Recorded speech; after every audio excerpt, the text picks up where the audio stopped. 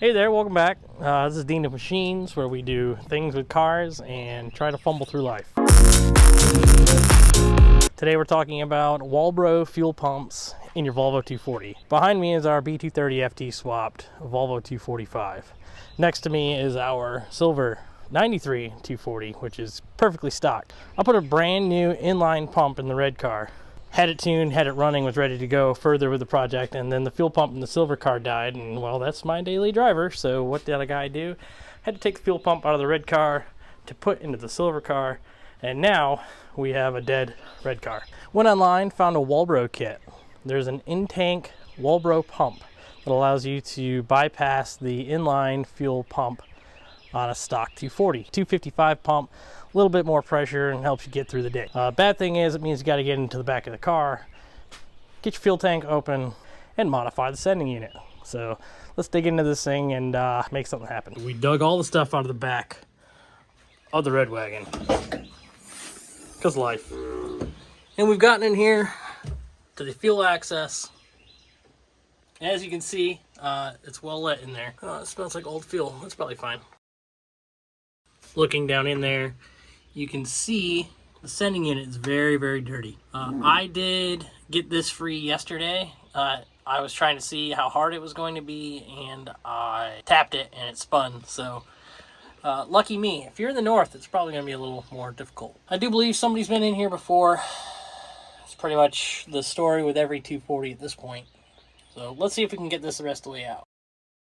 And we're getting back into this 1 week later, because life, being what it is, forever filled with distractions and jobs. Comment down below if you work a lot, or comment down below if you don't work. I don't know.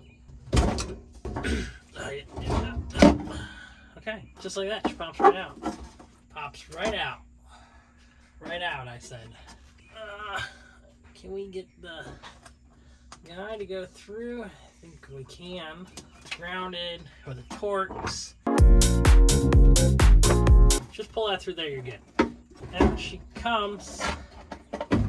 Oh, it stinks.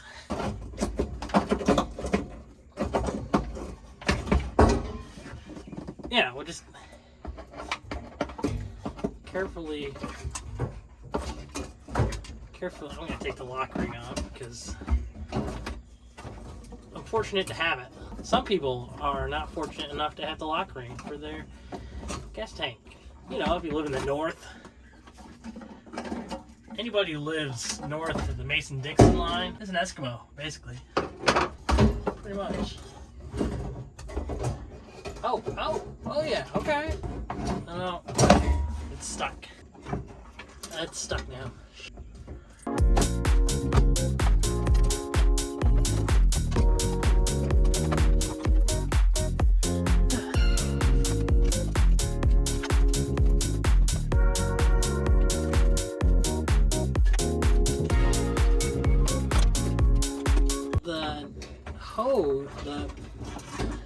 The damn, here, look for yourself. The hose came off the fuel pump. Huh.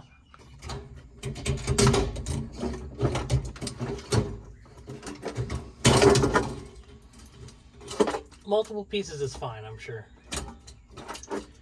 Good news is it's out. Judging by the fact that the lock ring came off real easy, hose clamps are different from each other, and that looks like a new fuel pump. We're just going to assume that this has been apart before. So looking at this, I do believe we have to pay attention to where the bottom pickup is for the fuel pump, because the Walbro pump's a bit bigger. All right. No, you know how it is. It's never cookies. All right, Walbro stuff. That's an undercar inline pump. There's our bulkhead connector. I think that's our pump. Walbro. All right, I guess there's nothing in there. Yeah. Oh yeah, there we go. All right, so bulkhead, Walbro pump. As you can see, it's gonna have to sit about in the same spot. So yeah, we'll have to shorten this pickup tube a little bit, which easy enough, we can do that. So we have a pump, got a new pickup sock, the tube clamps. I don't know what all this noise is, but it's noisy. Once you know you have everything, disassemble your sending unit, and then you need to shorten the pickup about an inch, inch and a half. Looks like we have about, looks about 6 to 8 inches. No, just kidding. So we have about 4 inches of new hose, so we can shorten that as far as we need. You don't want to cram the filter to the bottom of the pump, starve it. You know. What? We've got some of the loudest neighbors.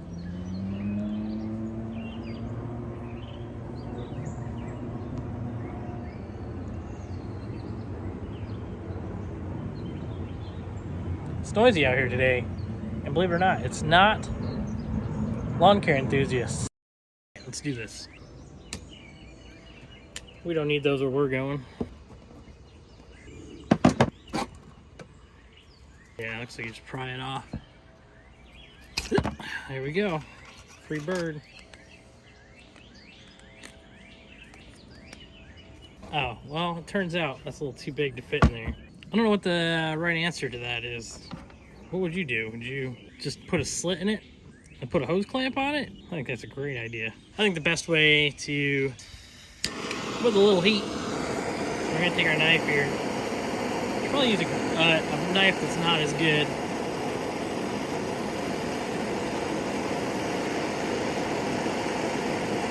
A little bit of heat. Come in here and slide her down.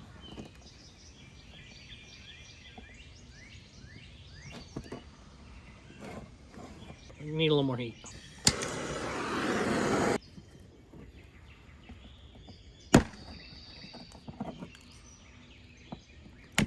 Ooh, that's hot. I can't believe it.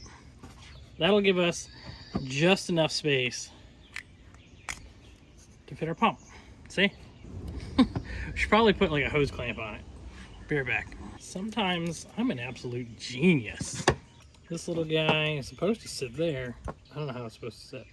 Because it goes over the top like that. Yeah, it's supposed to go the other way. There you go. Threaded side in. Makes sense, right? Now we gotta figure out how we're gonna cut the tube there. I think I know how I want to do it. Now, one thing I never get to use is my air compressor, nor any of the well cared for tools, forecasts. You have to believe me. It's great. Whoa, we'll go down with it.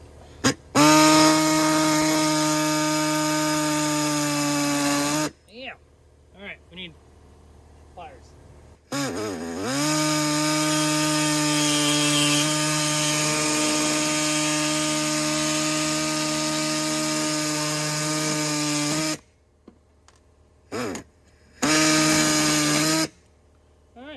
That could not have gone any better. Okay, and after a small loan of $1 million, I like that. I didn't damage anything. That's kind of nice, except for my finger. But it's, you know, somebody. Could have been anybody, really. I mean, nobody really knows who it was, you know. Somebody forgot to hit record. I took this down. This is the vent line that's capped off normally. So we're going to try to drill that out and make it our location for our bulkhead. See if we can do it. All right, don't ask me how I did it, because I assure you OSHA won't be happy about it. Who says a 1/2-inch drill bit can't make a 3/8 hole? Somebody cut the hole a little too close to the ply, so it ain't going on right. It was a bit tight, and if you look here, you can see that I had to fit the nut on before I fed the bulkhead all the way through. But it should work nicely. Bulkhead's in there. I don't know if you'd call that janky, but maybe. I don't know. Ladies and gentlemen, I give you... Excuse me? Ladies and gentlemen, I give you the Walbro 255 pump upgrade. Focus. Any day. Yes, there we go. It is together. complete with bulkhead. Oh goodness, focus on this thing is great. 255 on a 240 sending unit. Gotta put the filter sock on still, but. Went ahead and ran the lock ring for the sending unit through the parts washer. Let's put the thing together. Remember to put the lock ring over everything. And now we just cram it in here. Just fits right in. No struggles nor complaints. Just fits right in. Can't get them both in the hole, is what I'm saying. Okay.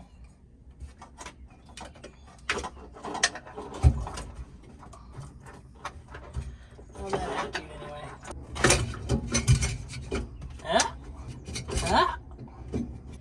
Don't worry. Crunching plastic is a good thing. And I'll finagle it till it's in there. Let's sit all the way down. No. Touching the bottom of the tank. That filter sock is the wrong sock.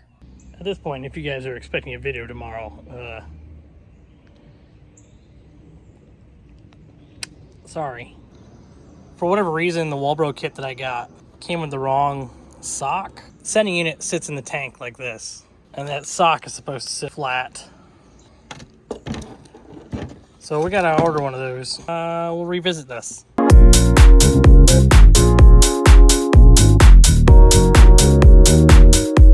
We've made it back from dinner, now fueled by 3 shrimp tacos and a Texas margarita. So should be able to figure this fuel pump stuff. We should be able to figure out this fuel pump stuff. Got ourselves a new fuel pump strainer. This is, I'll put a part number on the screen. We got it from AutoZone. It's a direct fit for the Walbro pump. 90-degree fitment. You want to make sure you do not mount that so that it's flat on the bottom of the tank. You need to make sure that you don't have too much length here. So to make sure I don't have too much length, I'm actually going to loosen up my hose clamp here. I'm going to slide the pump upwards in the plastic isolator a little bit. And I'm also going to loosen this hose clamp here, slide it further up on the sending unit.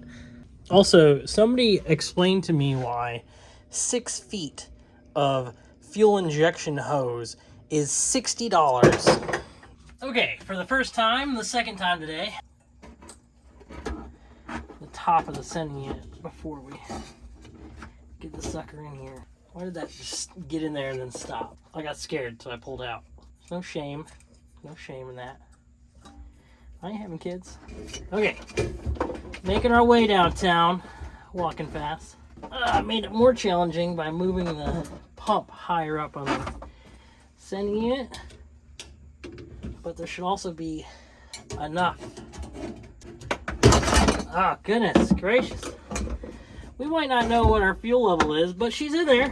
Let that be a lesson to all my neurodivergent followers out there. You can do it.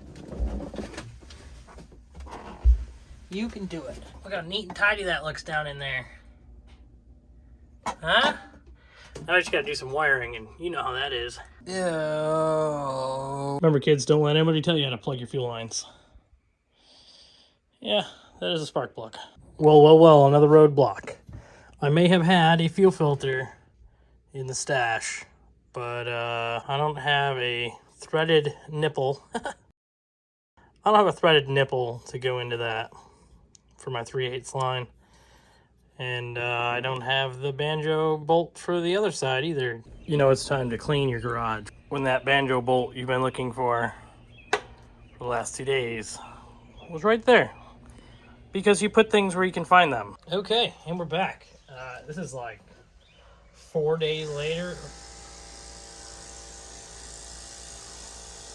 That's an air compressor.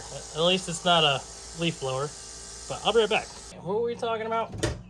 This is your fuel filter, right? This is an old filter. Look, I found the banjo bolt now that it's almost a week later again.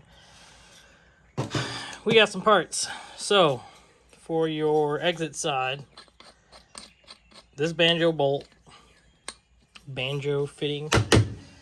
If you're in Europe, what do they call these? Are they still banjo? Do they have banjos in Europe? I don't think so. Anyway, M14 1.5 thread.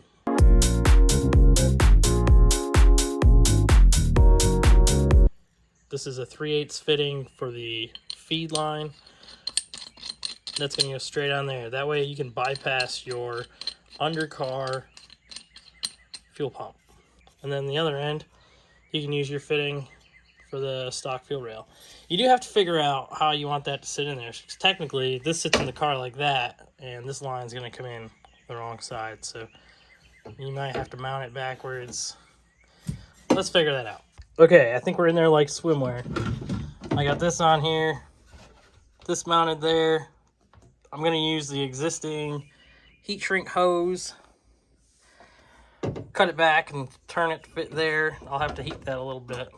I might have to loosen that so I can get heat around it. But then, yeah, that should just sit in the car like that. So this is the driver's side of the car, right? And this will go straight to the tank. So that's in there. It's about what it looks like.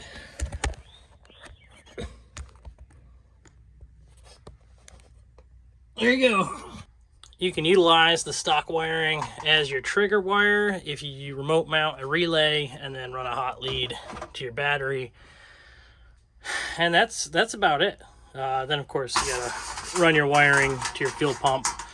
I need to make some more changes to it, but just for now, I left a lot of slack. All your grounds, make sure you're grounded good. I did start it. It does run. We do have a problem. Yeah, so we're leaking fuel from the banjo bolt. I'm going to take that apart and see if I can fix it. Lawn care enthusiasts.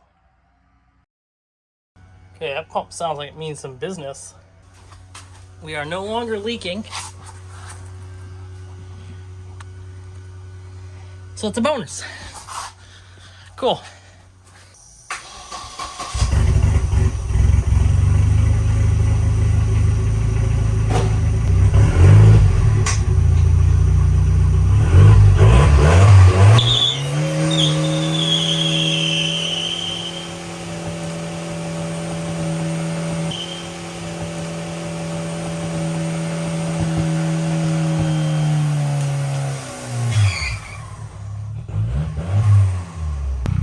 Your guess is as good as mine as to why the headlights came on. I have no clue.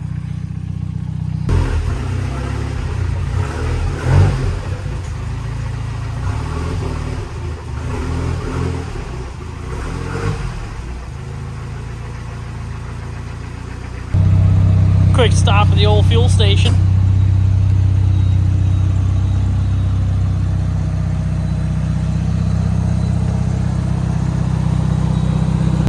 Might not be the hero we want, but it's for sure the hero we deserve. I guess. I don't know. All right, well, there you go. Runs a little bit better with some fresh fuel in it, and now we have a Walbro 255 in our tank and no undercar pump. So any questions, leave a comment, send me an email, dinamachines2021@gmail.com, or hit me up on Instagram, @rapdean. Thanks for sticking around. How about you get in your garage to fix something, huh? Have a good night.